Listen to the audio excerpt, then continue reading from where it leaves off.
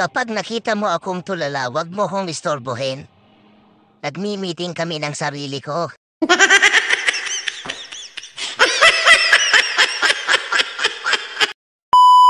Hindi ko alam kung saan ba ako nahihilo.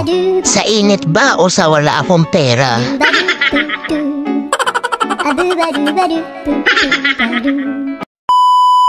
Madalas akong nasasabihan, ikaw pa, mawawala ng pera? Diyos mio, Marimar. Mataba lang po ako pero di ako alkad siya.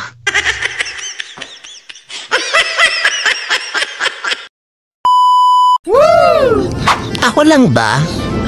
Yung nagpo-post ng ako lang din ang nagre-react.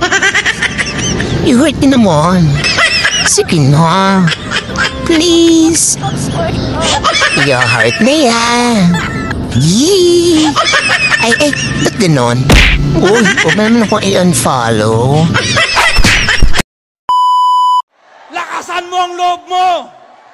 Dahil walang tutulong sa'yo at walang magbabago ng buhay mo kung hindi sarili mo.